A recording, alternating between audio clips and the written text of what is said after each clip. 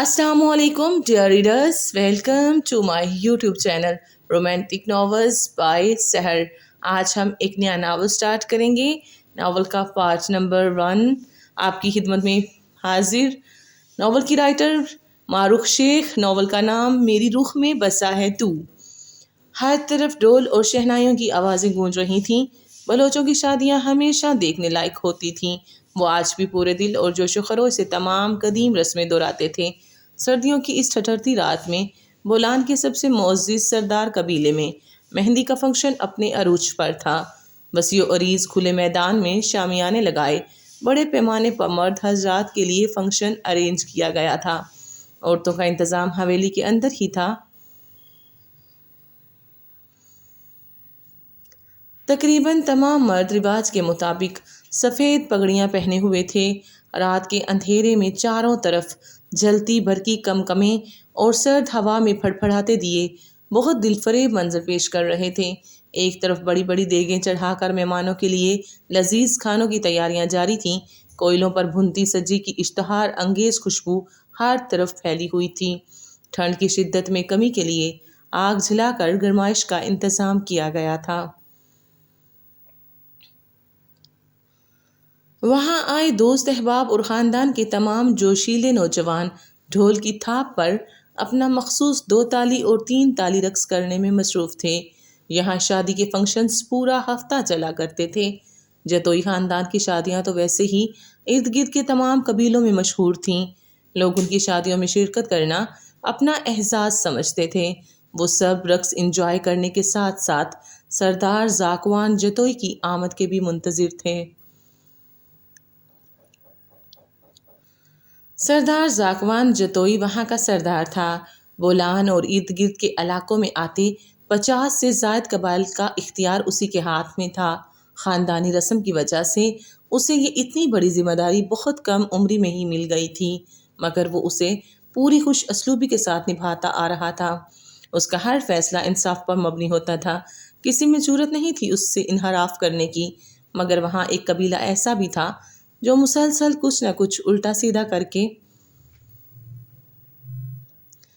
सरदार ज़ाकवान जतोई से बगावत करके दुश्मनी मोल ले रहा था, जो हमेशा से जतोई ख़ानदान से सरदारी छीनना चाहता था। खान कबीले वाले हर बार मुँह की खाने के बावजूद भी नई साजिश करने से बाज नहीं आते थे। लगता है अब सरदार साईं अपने ख़ानदान की शादियों में भी शिरकत करना पसंद नहीं करेंगे, या शायद हम मौजूद हैं इसमें, इसलिए जाबर खान अपनी मूँछों को ताव देता एक तरफ फ़ोन पर कुछ टाइप करने में मसरूफ़ असजद जतोई के पास आया था। ज़्यादा खुशफहमियाँ मत पालें खान साहब, आपके लिए ही अच्छा है कि सरदार लाला यहाँ मौजूद नहीं हैं, वरना उनके सामने ज़्यादा देर टिक नहीं पाते आप। असजद को जाबर खान एक आंख नहीं पाता था। वो इंतहाई शरपसंद इंसान था जिसे बस हर वक्त दंगा फसाद ही चाहिए था। पास खड़े इकबाल जतोई के इशारे पर असजद ने खुद को मज़ीद कुछ सख्त कहने से रोका था, मगर जाबर की नफ़रत भरी नज़रें असजद पर टिकी हुई थीं। ये सरदार ज़ाकवान की खातिर 2 बार उसकी बेइज्जती कर चुका था। इस चेले को तो मैं अब सबक सिखा कर ही रहूँगा। कब तक सरदार ज़ाकवान इन सब को अपने परों में छुपा कर रखेगा, देखता हूँ मैं भी। मूँछों को ताव देते जाबिर खान अपनी नई चाल सोच चुका था। सरदार साईं आ गए। दिलशेर की पुकार के साथ ही कुछ लोग एंट्रेंस की जानिब बढ़े थे, जबकि बाकी सबकी नज़रें उस तरफ जम कर रह गई थीं। जब कुछ लम्हों बाद वाइट गलफ लगे कमीज शलवार में ब्लैक शाल मजबूत चौड़े शानों पर फैलाए सरदार ज़ाकवान जतोई फातिह की तरह अंदर दाखिल हुआ था। उसके तीखे मगरूर नकूश और अनाबी लबों से ऊपर मौजूद स्याह घनी मूछें उसकी वजाहत में मज़ीद इजाफा कर देती थीं। वो यूनानी देवताओं जैसा हुस्न रखने वाला अपने दौर का बेताज बादशाह माना जाता था, जो मुश्किल से मुश्किल सिचुएशन को भी अपने हाथ में करना अच्छे से जानता था। सर पर पहनी वाइट पगड़ी उसकी रोहबदार शख्सियत को मज़ीद 4 चांद लगा रही थी।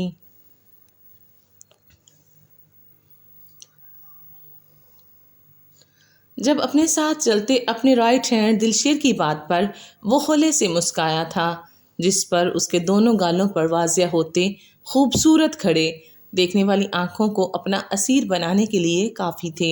उसने वहां आकर اسٹیج پر بیٹھے فیضان جتوئی سے بغلگیر ہوتے وہاں ہوتی تمام چمگوئیوں کا منہ بند کر دیا تھا۔ جابر خان کی حسد بری آگ اگلتی نظریں سردار زاکوان کے مسکراتے روشن چہرے پر جمی ہوئی تھیں۔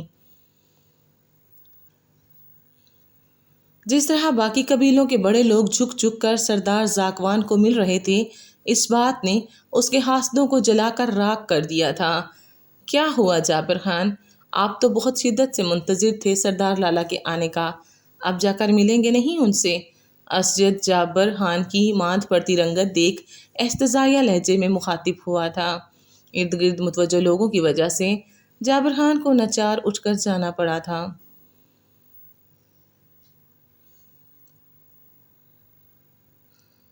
سلام سردار سائیں۔ سردار زاکوان سے ہاتھ ملاتے اس نے باقی سب کی طرح جھک کر اس کے ہاتھ پر ماتھا ٹیکا تھا۔ کیسے ہو جابر خان؟ سردار زاکوان نے ٹانگ پر ٹانگ رکھے اپنے مخصوص مغرور لہجے میں پوچھا تھا۔ اللہ کا کرم ہے سردار سائیں، جابر خان مٹھیاں بھیجے بہت مشکل سے اپنا لہجہ ٹھیک رکھتے بولا۔ بہت بہتر۔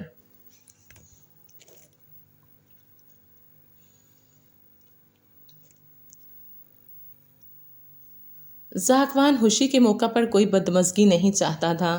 خانوں سے ان کے کارناموں کا حساب کل جرمگے میں ہی مانگنے والا تھا۔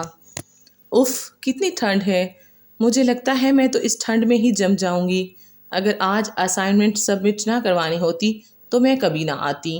دونوں ہاتھوں کو آپس میں مسلتے عنائشہ سردی سے کانپتے ہوئے بولی تھی۔ اس کے ساتھ چلتی زرجان نے نگاہیں موڑ کر اس کی جانب دیکھا تھا۔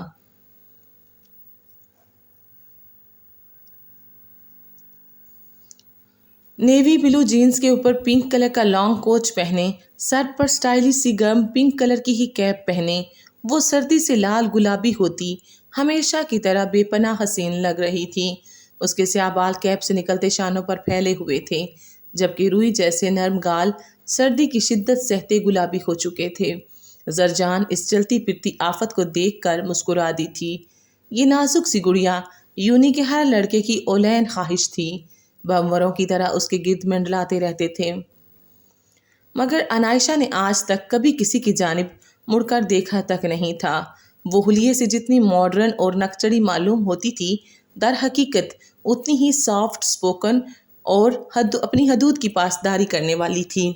بچپن سے جس پہناوے کی عادت تھی وہ چھوڑنا اس کے لیے کافی مشکل تھا۔ اب اگر آ گئی ہو تو کلاسز تو لو، اتنی ٹھنڈ بالکل بھی نہیں ہے، تھوڑا سا تو برداشت کرنا سیکھو۔ زرجان اسے واپسی کے لیے پر تولتے دیکھ کر بولی۔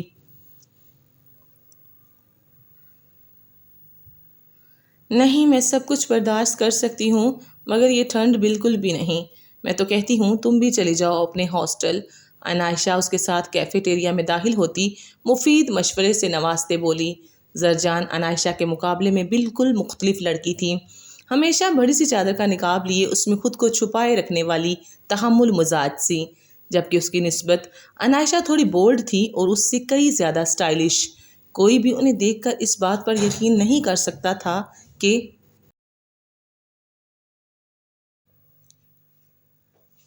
یہ دونوں بیسٹ فرینڈز ہیں۔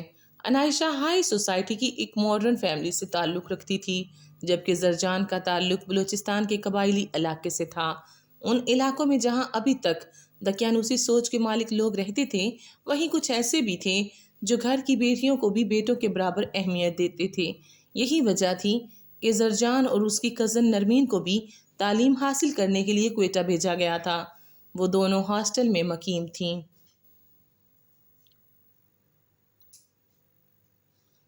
اور ہر 2 مہینے بعد اپنے گھر جاتی تھیں۔ جہاں زرجان کی عنائشہ سے بہت دوستی تھی، وہیں رامین اور عنائشہ کی بالکل بھی نہیں بنتی تھی۔ رامین کو وہ یونی کی سب سے زیادہ مغرور اور موڈی لڑکی لگتی تھی، جسے اپنے حسن پر بہت ناز ہو۔ عنائشہ بھی رامین سے زیادہ بات نہیں کرتی تھی۔ اس کی اب تک کی لائف میں پہلی دفعہ کوئی اچھی دوست بنی تھی اور وہ تھی زرجان۔ وہ زرجان کے علاوہ کسی اور لڑکی سے بھی زیادہ بات نہیں کرتی تھی۔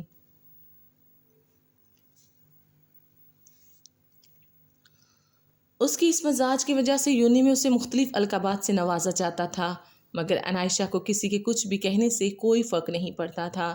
تمہارا واقعی کچھ نہیں ہو سکتا، زرجان نے اس کی بات پر افسوس سے سر ہلایا۔ جب اسی لمحے انہیں ساتھ والے ٹیبل سے کچھ شوخ و شریر لڑکوں کے کہکے کی آواز آئی تھی، جہاں وہ ابھی ان کے تھوڑی دیر بعد ہی آ کر بیٹھے تھے۔ اوہ، تو اب سمجھی میں، یہ الو کے پٹھے ہمارا پیچھا کر رہے ہیں۔ زرجان، سچ بتانا، یہ وہی لڑکے ہیں کیا؟ عنائشہ ان لڑکوں کو دیکھتے دانت پیس کر بولی۔ ہاں وہی ہیں، مگر چھوڑو، تم خود ہی بکواس کر کے چپ ہو جائیں گے۔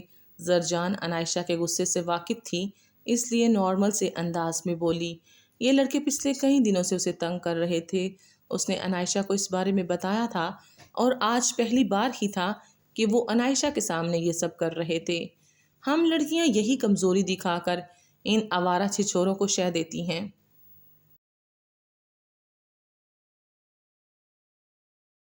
انہیں خاموشی کی زبان بالکل سمجھ نہیں آتی۔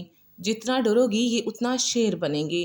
عنائشہ ایک ایک لفظ پر زور دیتی اپنی جگہ سے اٹھی تھی، کیونکہ اب ان لڑکوں نے آہستہ آواز میں زرجان کے نقاب پر فکرے کسنا شروع کر دیے تھے۔ کیا ہوا؟ پہلی بار چادر میں لڑکی دیکھی ہے؟ گھر میں ماں بہن چادریں نہیں اوڑھتی، یا ان کو بھی چادر اوڑھتے دیکھ ایسے ہی سیٹیاں مارتے ہو؟ بولو، اب بولتی کیوں بند ہو گئی؟ انہیں بھی ایسے ہی غلیظ نگاہوں سے گھورتے ہو؟ عنائشہ کا پارا چڑھ چکا تھا۔ باقی اسٹوڈنٹس بھی ان کی جانب متوجہ ہو چکے تھے۔ زرجان نے اسے روکنے کی کوشش کی، مگر وہ اس وقت سننے کو تیار نہیں تھی۔ اے لڑکی، زبان سنبھال کے بات کر۔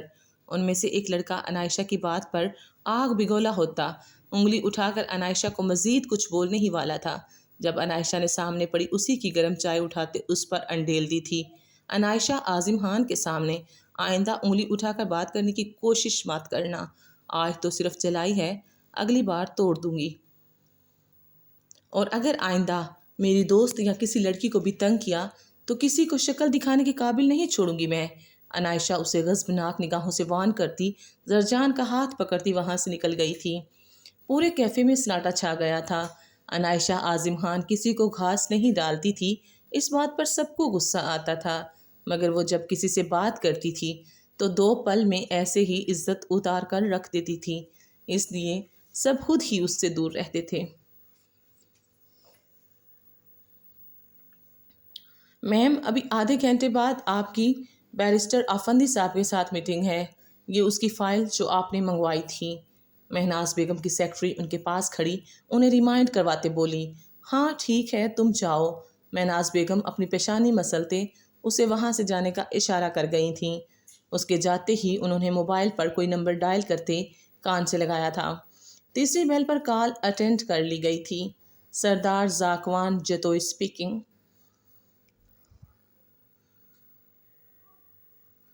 دوسری جانب سے ابھرتی بھاری آواز مہناز بیگم جیسی خاتون کے ماتھے پر بھی پسینے کی بوندیں چھوڑ گئی تھیں۔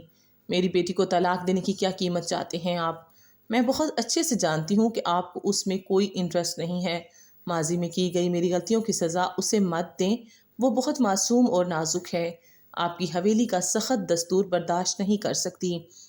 مہناز بیگم آج پھر اس قلعے سے سر پھوڑنے کا ارادہ کر چکی تھیں۔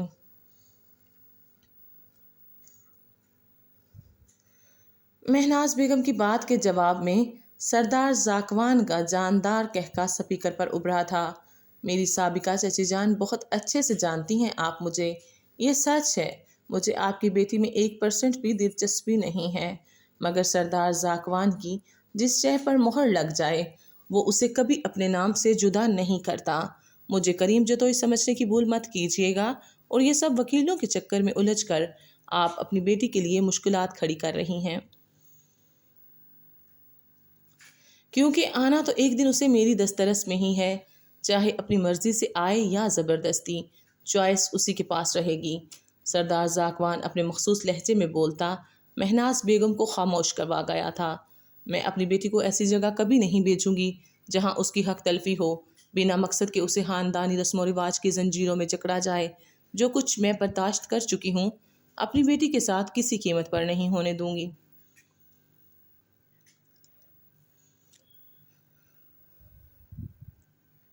مجھے معلوم ہے آپ میری بیٹی کی رخصتی کے بعد خاندان کے باقی مردوں کی طرح دوسری شادی کر لیں گے۔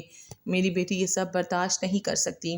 مہناز بیگم اپنی بیٹی کی خاطر ہر جنگ لڑنے کے لیے خود کو تیار کر چکی تھیں۔ سردار زاکوان جتوئی کو اپنی مرضی کرنے سے آج تک کوئی نہیں روک پایا، نہ آج تک ایسا کرنے والا کوئی پیدا ہوا ہے۔ آپ کی بیٹی میری بیوی ہے، آپ اس کے نام کے ساتھ بے شک عنائشہ اعظم خان جوڑ دیں، مگر وہ رہے گی ہمیشہ عنائشہ زاکوان جتوئی، اس قبیلے کی سردارنی۔ میں صرف اس کی پڑھائی تک کی مہلت دے رہا ہوں، اس کے بعد وہی ہوگا جو میں چاہوں گا۔ سردار زاکوان اپنا حکم جاری کرتا فون بند کر گیا تھا۔ مہناز بیگم نے بے اختیار اپنا سر پکڑ لیا تھا۔ جتوئی قبیلے اور خان قبیلے کے مردوں سے ٹکر لے کر وہ یہاں کویٹہ میں آن آباد ہوئی تھیں۔ کوئی ان کی ضد کا مقابلہ نہیں کر پایا تھا، مگر اب وقت بدل چکا تھا۔ آج ان کے سامنے سردار زاکوان جتوئی کھڑا تھا، جس کے آگے آج تک کوئی نہیں ٹک پایا تھا۔ جسے فیصلہ کرنا ہی نہیں، اسے منوانا بھی اچھے سے آتا تھا۔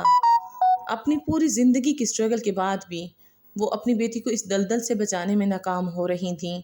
جس جگہ ان کا دم گھٹتا تھا، وہاں بھلا ان کی نازک اندام بیٹی کیسے رہ سکتی تھی؟ عنائشہ کو سردار زاکوان جتوئی سے بچانے کا سوچ سوچ کر ان کا دماغ معاف ہو چکا تھا، مگر کوئی سرا ہاتھ نہیں آ پایا تھا۔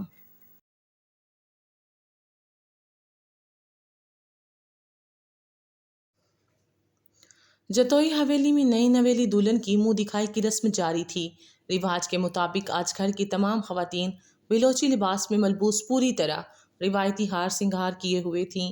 فل کامدار بھاری فراق، جن کے اگلے حصے پر ریشم کے مختلف دھاگوں اور شیشے کا کام کیا گیا تھا، اپنے روایتی چاندی کے زیور اور ماتھا پٹی کے ساتھ سروں پر دوپٹے ایک طریقے سے اوڑھے ہوئے وہ سب خواتین بہت حسین لگ رہی تھیں۔ حویلی کی بہو بیٹیاں اور باقی تمام رشتہ دار خواتین فنکشن پوری طرح انجوائے کرنے میں مصروف تھیں۔ جب باہر سے ملازمہ نے آ کر سردار زاکوان اور حویلی کے باقی مرد حضرات کی آمد کی اطلاع دی تھی، رسم کے مطابق انہوں نے دلہن کے سر پر ہاتھ رکھ کر شفقت سے نوازنے کے ساتھ شال اور نیک دینا تھا۔ حویلی کے علاوہ باقی خواتین مردوں کو اندر آتا دیکھ اپنے دوپٹے کے پلو سے چہرہ ڈھک گئی تھیں، جبکہ زیادہ تر کی نظریں زمان جتوئی کے ساتھ سب سے آگے اندر چل کر آتے سردار زاکوان جتوئی پر ٹکی ہوئی تھیں۔ سردار زاکوان کی وجاہت کے چرچے دور دور تک پھیلے ہوئے تھے۔ خاندان کی تقریباً ہر لڑکی کی اولین خواہش سردار زاکوان کی زوجہ بن کر اس کی ریاست کے ساتھ ساتھ اس کے دل پر راج کرنا تھی، لیکن زاکوان جتوئی نے آج تک کسی بھی لڑکی کی جانب نظر اٹھا کر نہیں دیکھا تھا۔ کوئی اسے اس کا غرور کہتا تھا تو کوئی اس کی شرافت، لیکن سفینہ جتوئی اپنے پوتے کی 3 شادیاں تو ہر صورت کروانا چاہتی تھیں۔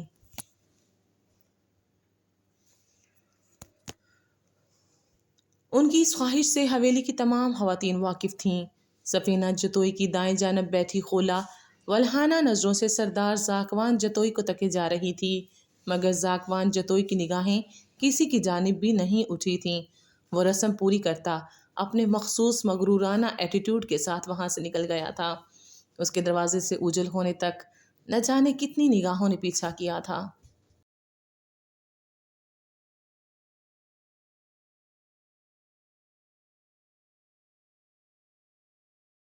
یار کتنی مشکل لائف ہوتی ہے نا تم لوگوں کی، مجھے تو یہ سب سوچ کر ہی کوفت ہو رہی ہے۔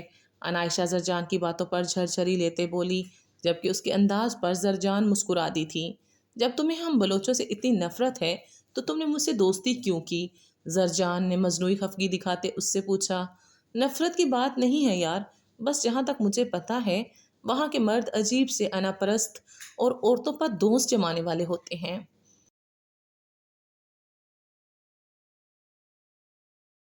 بڑی بڑی حویلیوں میں عورتوں کو قید کر کے رکھا جاتا ہے، ان کے لیے عورتوں کی اہمیت باندیوں سے زیادہ نہیں ہوتی، اور اپنی بیویوں پر سوکنے لا کر بٹھانا تو ان کی فطرت ہوتی ہے۔ عنائشہ نے اپنی ساری بھڑاس زرجان کے سامنے نکالی تھی۔ اوہو عنائشہ، ایسا کچھ بھی نہیں ہے جو تم کہہ رہی ہو۔ یقین مانو جتنی عزت بلوچ اپنی عورتوں کو دیتے ہیں، شاید ہی اتنی عزت کسی اور علاقے کے مرد دیتے ہوں۔ عورت کے ایک بار چل کر جانے پر بڑی بڑی دشمنیاں ختم کر دی جاتی ہیں۔ باقی چھوڑو، میں تمہیں ہمارے علاقے کے سردار کا قصہ سناتی ہوں، جن کے سگے بھائی کا قتل کیا گیا۔ وہ اس کا بدلہ لینے کی طاقت بھی رکھتے تھے اور ارادہ بھی، مگر دشمنوں کے گھر سے عورتوں کے چل کر آنے اور خون معاف کرنے کی درخواست پر نہ صرف دشمنی وہی ختم کر دی سردار سائی نے، بلکہ ان عورتوں کو اپنی حویلی سے سروں پر چادریں اڑا کر رخصت کیا۔ تم بولو، ایسا بڑا دل یہاں کے مردوں میں پایا جاتا ہے؟ اور رہی بات قید کر کے رکھنے کی، تو انہیں قید نہیں کیا جاتا، اسے تحفظ دینا کہتے ہیں۔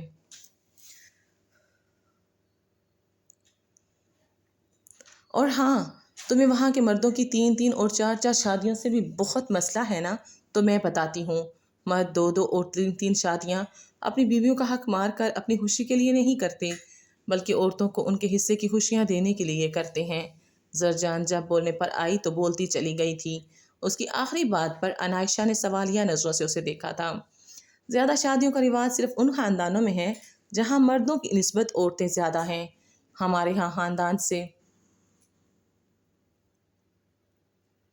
باہر بیٹی دینے کا رواج نہیں ہے، اس لیے بے جوڑ رشتوں سے بچنے کے لیے ایک ہی لڑکے سے اس کے جوڑ کی لڑکیوں کی شادی کروا دی جاتی ہے، تو پھر چاہے وہ 2 بیویاں ہوں یا 3، ایک ہی چھت کے نیچے ہنسی خوشی رہتی ہیں۔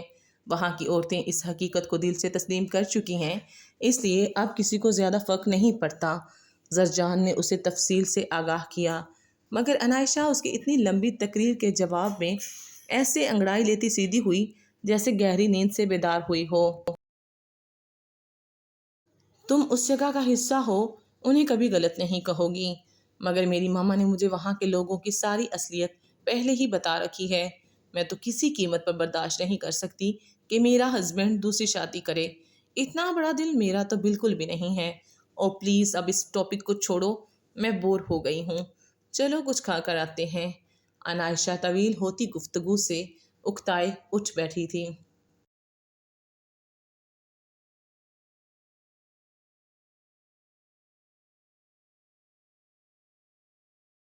جتوئی حویلی بلوچستان کے شہر بولان کے قبائلی علاقے میں واقع تھی۔ وسیع و عریض رقبے پر پھیلی یہ موجودہ دور کی سب سے شاندار عمارت جانی جاتی تھی۔ اس حویلی کے اندر مقیم لوگوں کا رہن سہن بھی شہنشاہوں سے کم نہیں تھا۔ جتوئی حویلی کے حصے میں ہی ہمیشہ صدارتی کرسی رہی تھی۔ بہت سے قبیلوں کی بہت کوشش کے بعد بھی کوئی چھین نہیں پایا تھا۔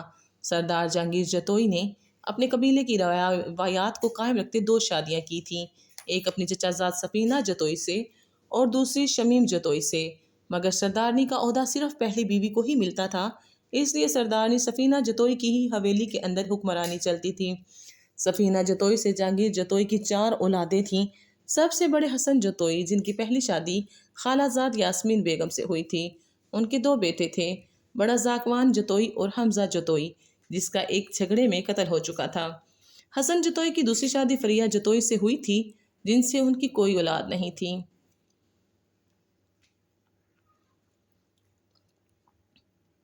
دوسرے نمبر پر یوسف جتوئی تھے، جن کی پہلی شادی گلناز جتوئی سے ہوئی تھی۔ ان کا ایک بیٹا اسجد اور 2 بیٹیاں پلوشہ اور غزالہ تھیں، اور دوسری شادی صبورہ بیگم سے ہوئی تھی، جن کی ایک بیٹی انم تھی۔ تیسرے اور چوتھے نمبر شبانہ جتوئی اور سارہ جتوئی تھیں، جن کی شادیاں خاندان میں ہی کی گئی تھیں، جبکہ سردار جہانگیر جتوئی کی شمیم جتوئی سے 2 اولادیں تھیں، بیٹا کمال جتوئی اور بیٹی حلیمہ جتوئی۔ ان کے ہاں خاندان سے باہر شادی کرنے کا رواج نہیں تھا، مگر کمال جتوئی نے اپنی ماں کی شہ پر سب خاندان والوں سے بغاوت کر کے اپنے مخالف خان قبیلے کی بیٹی مہناز اعظم خان کو بیاہ کر حویلی لایا تھا۔ مہناز نازوں میں پلی کافی موڈی لڑکی تھی، جس سے حویلی میں رہ پانا کافی مشکل ثابت ہو رہا تھا۔ شادی کے 2 سال بعد دونوں نے ایک خوبصورت سی لڑکی کو جنم دیا تھا، جس کا نام شمیم جتوئی نے بہت پیار سے عنائشہ کمال جتوئی رکھا تھا۔ کچھ عرصے بعد جہانگیر جتوئی کی خواہش پر ان کے بڑے پوتے زاکوان جتوئی اور عنائشہ جتوئی کا نکاح کر دیا گیا تھا۔ مہناز بیگم نے اس بات پر بہت اعتراض اٹھایا تھا، مگر ان کی اس معاملے میں نہیں سنی گئی تھی۔ مہناز بیگم ہر روز کمال جتوئی سے حویلی چھوڑ کر شہر شفٹ ہونے کی بات کرتی، مگر کمال جتوئی اپنوں سے مزید بغاوت کرنے کے حق میں نہیں تھے۔ انہیں پہلے ہی اس بغاوت کی معافی نہیں مل پائی تھی اپنے باپ سے، جب انہی دنوں کمال جتوئی کی دوسری شادی کا فیصلہ کیا گیا تھا، جسے سنتے ہی مہناز بیگم نے ایک ہنگامہ کھڑا کر دیا تھا۔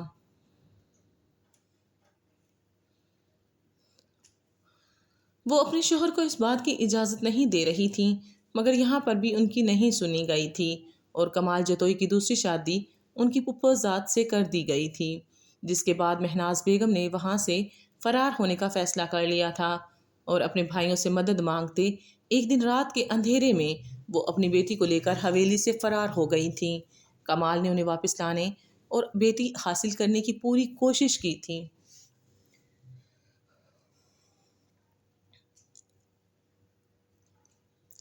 مگر مہناز بیگم نے کورٹ سے رجوع کرتے نہ صرف ان سے طلاق لے لی تھی بلکہ اپنی بیٹی کی کسٹڈی بھی حاصل کر لی تھی۔ لیکن وہ اپنی بیٹی کے نام کے ساتھ جڑا زاکوان جتوئی کا نام نہیں ہٹا پائی تھیں۔ وہ اب شہر میں مقیم تھیں اور ایک کامیاب بزنس ویمن تھیں، مگر زاکوان جتوئی نام کا خطرہ انہیں ہمیشہ اپنے سر پر منڈلاتا محسوس ہوتا تھا۔ ان سب چیزوں کے باوجود یہ پورا خاندان حویلی کے اندر ایک ساتھ ہنسی خوشی رہ رہا تھا۔ 8 سال پہلے اچانک جہانگیر جتوئی اور حسن جتوئی ایک حادثے میں اپنی جان سے ہاتھ دھو بیٹھے تھے۔ پوری حویلی جہاں اس واقعے سے صدمے کی لپیٹ میں آ گئی تھی، وہیں پورے قبیلے میں ایک ہی سوال کھڑا تھا کہ اب سردار کون بنے گا۔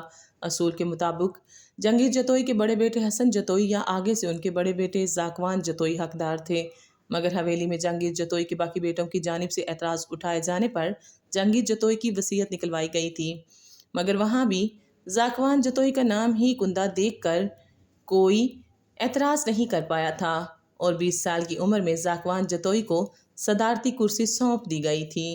ہمیشہ سے ایک سردار کو حویلی کے اندر اور باہر سے بہت سی پوشیدہ سازشوں کا سامنا کرنا پڑتا تھا اور سردار زاکوان جتوئی بھی کرتا آ رہا تھا۔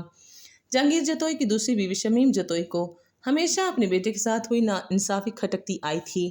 وہ چاہتی تھی کہ حسن جتوئی کی وفات کے بعد ان کا بیٹا کمال جتوئی یہ صدارتی کرسی سنبھالے، مگر ان کے ارمانوں پر پانی پھر جانے کی وجہ سے وہ اندر ہی اندر اپنی سوتن سفینہ جتوئی اور ان کے سردار پوتے زاکوان جتوئی کے خلاف ہو چکی تھیں، مگر کبھی بھی کسی کے سامنے آ کر سردار زاکوان جتوئی سے مخالفت کرنے کی جرات نہیں کی تھی۔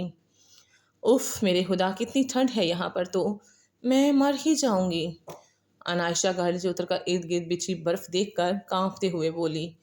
یہ لوگ یونیورسٹی ٹرپ میں مری آئے ہوئے تھے۔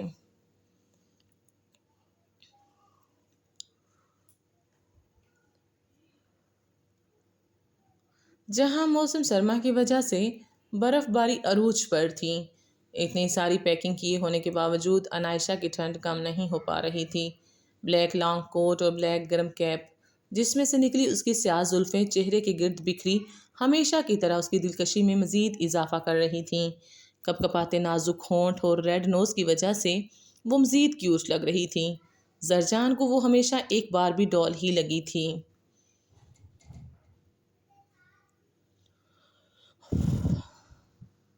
واو، کتنی خوبصورت جگہ ہے وہاں، میں وہاں پکچر لے کر ابھی آئی۔ انائشہ زرجان کے روکنے کے باوجود ایک طرف بنی اونچی پہاڑی اور اس پر برف سے ڈھکی جھونپڑی کو دیکھتی اس جانب بڑھ گئی تھی۔ سیلفی لیتے اسے خود پر کسی کی نظروں کی تپش محسوس ہوئی تھی۔ انائشہ نے بھی ساختہ آس پاس دیکھا تھا، مگر وہاں کسی کو نہ پا کر وہ ایک دو تصویریں لیتی واپس پلٹی تھی۔ جب بے دھیانی میں پیر پھسل جانے کی وجہ سے وہ کھائی میں جا گرتی، جب اسی لمحے کسی نے اسے کلائی سے تھام کر اپنی جانب کھینچتے اپنے مضبوط حصار میں لیا تھا، خوف کے مارے برآمد ہونے والی چیخ مقابل کے چوڑے سینے میں ہی دب گئی تھی۔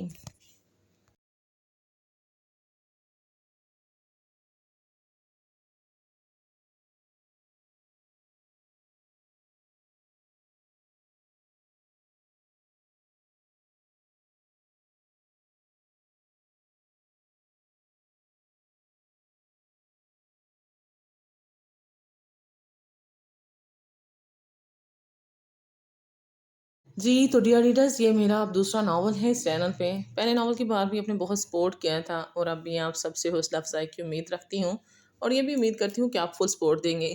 باقی بات ہے کہ یہ ناول میں نے خود سے نہیں لکھا ہوا، میں نے صرف اور صرف اس ناول کو ایڈٹ کیا اور وائس اوور کی ہے۔ ادروائز یہ ناول جس رائٹر کا ہے اس کا نام میں نے اسٹارٹنگ میں مینشن کر دیا ہے۔ دعا میں یاد رکھیے گا، اپنا خیال رکھیے گا۔ آخر میں آپ سے یہی گزارش ہے کہ پلیز چینل کو سبسکرائب کیجئے، ویڈیو کو لائک کیجئے اور کمنٹ سیکشن میں اپنی قیمتی رائے سے ضرور نوازیے گا تاکہ مجھے کچھ موٹیویشن ملے اور میں اپنے کام کو اچھے طریقے سے نبھا سکوں، پرفارم کر سکوں۔ آپ کی سپورٹ کے لیے دل سے آپ سب کی شکر گزار ہوں۔ مجھے بھی دعا میں یاد رکھیے گا۔ اللہ حافظ۔